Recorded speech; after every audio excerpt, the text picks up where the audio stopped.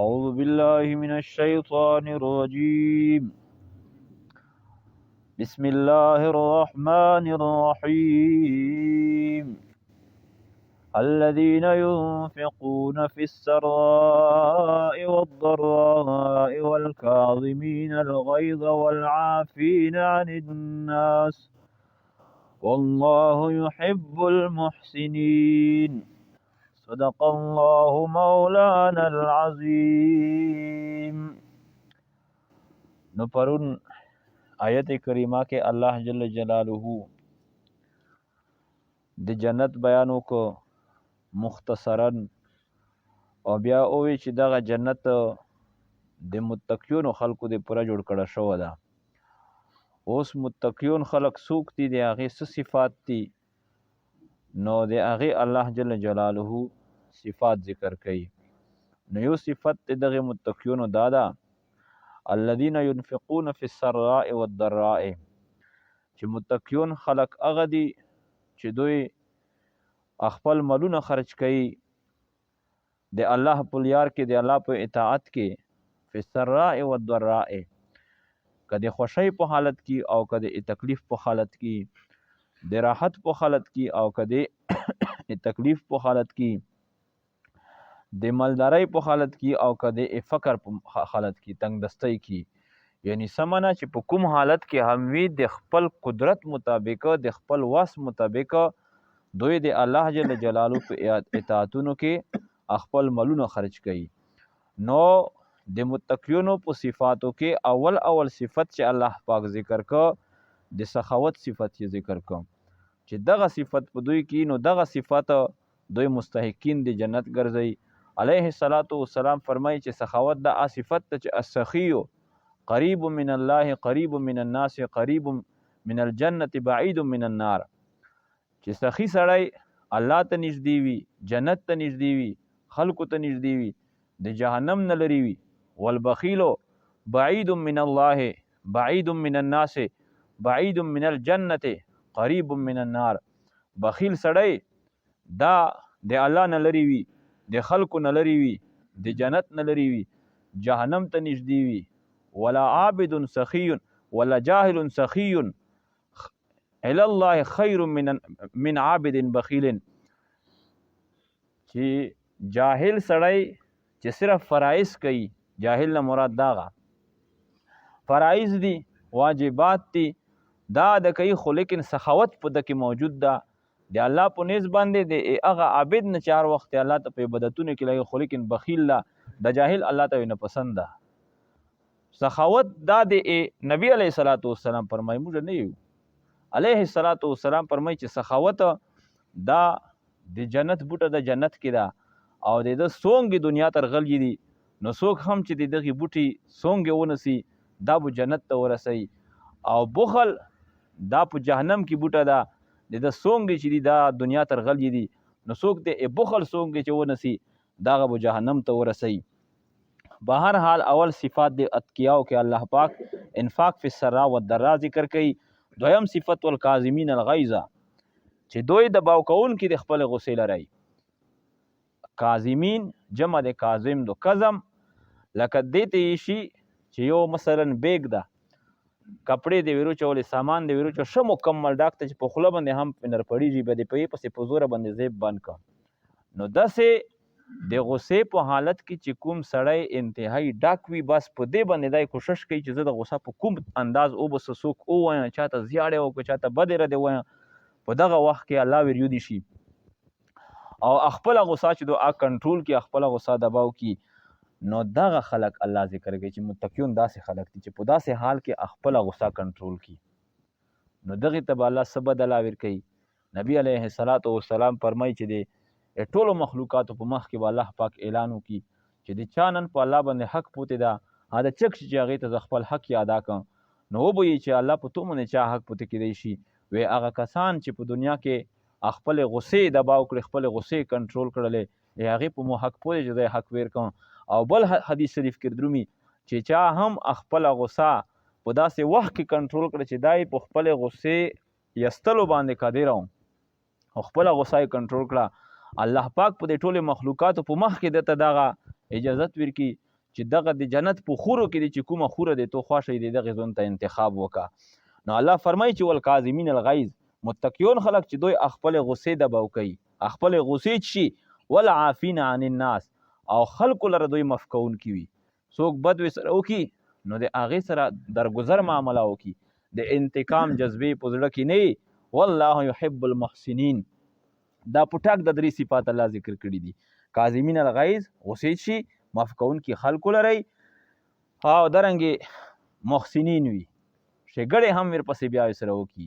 انتقام جذبې نه لري، عفو درګذر ورته وکړي، معافي هم کړي، بیا د خپل واس مطابق ښېګړې هم سره کوي. نو داسې څوک کوی شي. او د موږ په صحاباو کې تیر دي علي ابن حسین، د حسین رضی الله زوی و علي یې نوما وه.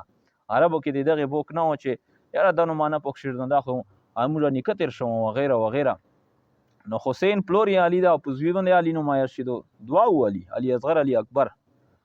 فرق یې په اصغر او په اکبر پکې کوم. نو دا یو او داسې کوم د ده وینځه وه، هغې اوبه ورچولې د کوزې نه یا د لوټې نه. نو د اوبې په دوران کې هغه لوټه د هغه د لوس نه پرېوتله، په ده باندې وروړې ده، مکمل په لوند شو، مخ نه پته ولی چې سړی سخت غوسه شو. اوس وینځه پیدله چې خیر مې نشته ده چې څه به یې، خو ډېره پوه و ډایرکټ یې ووایي چې والکاظمین الغیظ. نو ده ووایي چې مو خپله غوسه هغه ختم کړه، هېڅ نه. بیا ووایي چې والعافین عن الناس، نو ده ووایي چې زه د انتقام جذبې نه لره، درګذر مې هم ته معاف مې کړلې. نو هغه پوه و چې ورسا په باندې نور هم ته چې والله يحب المحسنین، الله پاک نیکوکار خلک هغه پسند کوي. نو ده چې ورسا د الله د پر مې آزاده هم یې. نو دغه صفات دا د دغه اتقیاو دي. او درنګې ورپسې مخته الله فرمایي والذین اذا فعلوا فاحشة او ظلموا انفسهم، چې متقیون خلک هغه دي اذا فعلوا فاحشه، چې کله دوی یوه کبیحه ګناه وکړي. فاحشه هغې ګناه ته ویل شي چې د حیا سره تعلق وي. نو یوه کبیحه ګناه وکړي او ظلموا انفسهم، یا دوی په خپل ځنونو باندې ظلم وکړي، خپل نفسونو باندې ظلم وکړي. ګناه په وخت کې ذکر الله، الله جل جلاله وریود شو، د الله عظمت وریود شو چې الله څومره لوی ذات ته، الله څومره د ایمو محسن ده. یاره د هغې ګناه زه کوم یا د مونه د هغې الله ګناه وشوله، نو فورا فاستغفروا لذنوبهم، د خپلې ګناهونو دوی به بخشش الله نه طلب کوي چې یا الله جل جلاله مو معاف کې. نو ځکه چې الله نه علاوه څوک معافی وله شته نه ده. ومن یغفر الذنوب الا الله ولم یصروا علی ما فعلوا وهم یعلمون، او دوی چې د کوم ګناه کوي په دغې باندې دوی دوام نه اختیار کوي. د ګناه وشوله هغې نه پس ته ډایرکټ الله ته یا الله ته مې معاف کړي. الله جل جلاله فرمایي چې دغه اتقیا هم دي، دا متقیون هم دي. الله نه چې سړی معافي غواړي ویلې غواړي، خو د الله خوف یې په زړه کې که نه، چې الله نه ډریږي چې که چېرته توبه مې ونه ایستله نو الله ته روان یې پته لګاته خو نه لګي. نن مې په ترمذي شریف جلد ثاني کې یو حدیث وویم، شاید ډېر ملګرو یې اورېدلی، د کفل متعلقه. کفل په بني اسرائیلو کې یو بدکار سړی و، ډېر مالدار و. نو روزانه شپه به تقریبا د ځون ته یوه ښځه راوستله. نو یوه ښځه ورته روغله، هغې ورته وویل چې مو سره پیسې نشته ده، پیسې ضرورت مې ده. 60 دینار 80 دینار هغې نه وخوستل، او په دغې شرط چې مو سره بدعملي کوي. نو هغه 80 دینار یې ورکړه. اوس دینار نه څومره پیسې درمي توسته پاته د دینار د سرې زرې وي، درهم دا د سپینې زرې. نو چې کله دی په ګناه باندې قادر شو، دغه وخت کې هغه ښځې وژړله. نو چې ویې ژړل، هغې ده ورته وویل چې مو په زوره خو نه یې وستلې، دا عمل ته مجبوره کړې خو نه یې که نه. وی چې او په زور دې نه یې وستلې، نه دې ورته مجبوره یم، زه خپل حاجت ته تر وستلی یم، خو لیکن زه بدکارې ښځه نه یم. د کوم عمل ته چې نن مجبور یې شوله، خپل حاجت مجبور یې کړی یم، که نه داسې زه یې نه زه. نو فورا ده وویل چې ته درنګې زنانه یې چې ته د دې عمل ولی نه، حاجت مجبور یې کړی، لحاظه د کوم څه مې جدر کړي دا مې مفت تېر کړله، ورسا دا دې شول او دا عمل هم نه کوم، او حتی چې د نن نه پس ته د ایمو پخا د دغې عمل نه هم توبه ده. نبي علیه صلات وسلام فرمایي چې دغه کفل په دغه شپه باندې مړ شو. او سبینه چې کله کېده د ده په دروازې باندې لیکلي وو مکتوب علی بابه، په دروازه یې لیکلي چې ان الله قد غفر للکفل، چې الله پاک کفل ته مغفرت وکړو. مخکې څومره ګناهونه یې کړي وو، زندګي او ځواني یې ټوله په بدعملیو کې تېره کړې وه، خو لیکن په دغه وخت کې د الله جل جلاله خوف ورغه په سچ سره توبه وایستله دا پته خو نه وي ته چې یاره امو به اوس اپله څومره زندګي پوتې وي خو لیکن الله فضل او کرم کوو ور باندې چې د مرګ نه مخکې الله توبې توفیق هم ورکړه پسې مړ یې هم کړه ټولو خلکو ته الله جل او ټولو خلکو ته پاته هم چاته نه وه چې یاره دي د توبه ایستل یې دو په د دروازې باندې هم ځکه لیکلي وو حتی چې بني اسرائیلو کې چې ګناه به یې وکړله نو دا صفا حدیث ته د دوی په دروازې باندې به لیکلي چې فلونکي دا ګناه کړي هغې کفاره دا دو چې یا د زون نه غیش پرې کړي یا د زون نه پیزه پرې کړي او یا د دا وکړي دا وکړي په امت محمدي صلی الله علیه وسلم د الله پاک دا خصوصي فضل و کرم ده ګناهونه کوا الله ته توبه او سلام دې معاف کوي چې دا آیت کله نازل شو نبی علیه الصلاۃ والسلام فرمایي چې شیطان وژړل زه په ابن آدم باندې لګیا یم ګناهونه کوم او د په ګناهونو ذریعې سره هلاک په جهنم کې ودرم بیا توبه وبسي الله ورته ویلي چې معاف کوم دی او شیطان الله ته قسم هم وخوړه د الله په عزت باندې چې یا الله تو په عزت مې د قسم وي تو بندگان به زه ګمراه کوم نږدې به یې نه تر پرېږدم تو نه به یې زه لرې کوم الله جل جلاله په خپل جلال او په خپل عزت به ته قسم وخوړه چې ته په ګناهونه کوه د ایمونه بخشش طلب کوي زه به هغې ته مغفرت کوم نو دا د متقینو هم الله جل جلاله صفات ذکر کوي چې ګناه وي نه وشي وړیکه وي نه وشي غاټ وي نه وشي توبه وبسي په ګناه باندې اصرار هم نه کوي خو دا ګوره یود لرو چې د الله جل جلاله د دین سره مزاح او ټوکې نه کوو اوس دا معنا نه ده چې الله پاک مو بخشي زه به ګناهونه کوم بیا به توبه وباسو نو دا خو دا معنا چې د دغې ګناه نه د توبه دونه توبه یایي دغې ته چې الندامت علی ما فعل والعزم علی عدم العوده چې کوم څه دې کړي په هغې ته پښیمانه وي غمجن او خفا ور باندې او دا د مضبوط عزم کړی چې زه به بیا دغه چار کوونه دې ته به زه بیا واپس کړي نه دغې ته توبه یایي که دغسې په مغفرت باندې سم لوستلي چې مړه الله مې بخشي باسه ګناه به زه کوم بیا به توبه پسې وسه نو دا د توبه نو دا د الله پاک د خدای سره هسې ټوکې او مسخرې کول دي به هر حال او دارنګې په ګناهونو کې مختلف ګناهونه دي یو هغه ده چې د الله د حق سره تعلق لري او الله په توبه معاف کوي یو هغه ده چې د هغې کفاره وي لکه مثلا د کفارې والا المونځ شي سړي قضو کړي دي رژا شي سړي قضو کړي دو نه یې دو لرلی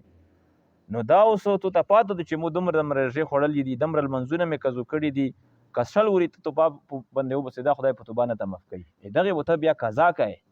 یو هغه ګناهونه دي چې د هغې مثلا کفاره وغیره نشته ده سړي نه بد نظري وشوله غیبت وی نه وشو څه وی نه وشو څه وی نه وشو په هغې باندې سړی په سچه توبه وباسي الله پاک په دغې باندې ته معافي کوي او دارنګې یو حقوق العباد دي حقوق العباد دا په توبه نه معاف کېږي د کوم بنده در باندې حق ده د هغې نه به د هغې ته به یاده کوې یا به د هغه بخشش کوي پس ته به معاف کېږي که نه یو اسره پیسه دی هم چې د چا خوړل وي د دې ته معافي نشته ده شیخ عبدالقادر جیلانی رحمت الله علیه د هغه یو کتاب د غنیة الطالبین ذخیرة الجنان کې د هغه په حوالې لیکلی دي چې یو بزرګ و نیک سړی و نو چا په خوب ولید چې الله څه معامله وي چې د جنت نه باندې جنت ته نشي تللی ویلې فرشتې ته چې استعرت عبرة من الجار فلم تردها چې د اګوړ نه د یوه ستن په سول باندې خوستې وه هغه دې بیا واپس کړې نه وه په کور کې دې پرېښې وه نو حق تر باندې پوتې لحاظ ته یا جنت ته نشي تللی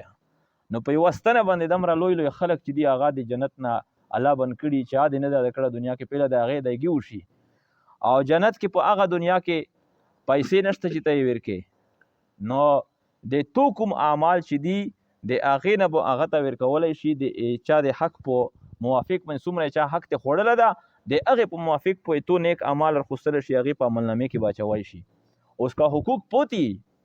یا حقوق پوتي هلته کې عملنامې کې د نیک عمل ختم شول اوس په د هغې ګناهونه چې هغه راخوستی شي او د دغې سړي په عملنامې کې به اچوی شي نبي علیه الصلاة والسلام د دغه متعلق وویل چې په ټوله کې فقیر انسان دغه ده چې د قیامت په ورځ به د غرونو غوندې اعمال راخوستي نیک اعمال به د غرونو غوندې خو لیکن چاته به یې زیاړه کړي څوک پې ویلی چا نه به پیسې خوړلي حقوق په ورباندې پوتي نو بیا هغې ځای کې حقوق هغه خو په دغې صورت کې به ادا کېږي چې تو نیک اعمال دا به د هغې په عملنامې کې اچوی شي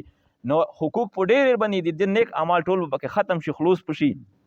حقوق په یا پوتي هغې نه پس ته به د هغې خلکو باندې ګناهونه اچولی شي. بهر حال الله جل جلاله فرمایي الذين ينفقون في السراء والضراء، هغه خلق دي متقیون چې دوی مالونه خرج کوي د الله اطاعت کې، فی السراء د خوشحالۍ په حالت کې، والضراء او د تکلیف په حالت کې، والکاظمین الغیظ او دوی د باو کوونکي دي بندونکي دي د غصې لره، والعافین عن الناس دوی معاف کوونکي دي خلکو لره دي، والله يحب المحسنین الله جل جلاله پسند کوي المحسنین د محسنین نیکو کار لره. والذین اذا فعلوا فاحشة او هغه کسان دي متقیون چې کله دوی وکي فاحشة یوه قبیحه چاره او ظلموا انفسهم یا دوی ظلم وکي په خپل نفسونو باندې، ذکر الله نو دوی ذکر الله دوی یود کی الله جل جلاله لرا، فاستغفروا لذنوبهم بیا دوی بخشش طلب کی مغفرت طلب کی بخشش طلب کی د خپل گناهونو،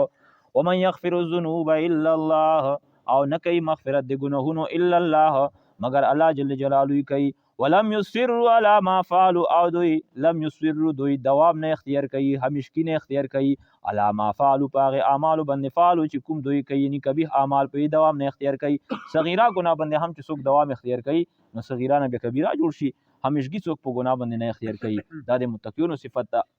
وهم یعلمون حال دوی په دې باندې پیږي، اولئک جزاؤهم نو به دغه خلکو بدلې څه دي نو بدلې د دوی دا دي چې مغفرت من رب مغفرت بخشش لوی بخشش ته د جانب د رب د دوی نه، وجنات تجری من تحت الانهار او داسې بوغونه چې جاری وي د هغې لاندې نهرونه، خالدین فیها همیشه همیشه به دوی په دې کې، ونعم اجر العاملین او څومره ښه ده اجر العاملین بدله د عمل کوونکو. نو عمل سے بنتی ہے زندگی بھی جنت بھی جہنم بھی، یہ خاکی اپنی فطرت میں نہ نوری ہے نہ ناری ہے. از مکافات عمل غافل مشو گندم زی گندم بروید جوز جو، نو چې د خپل د عمل د بدلې نه غافله کېږه ما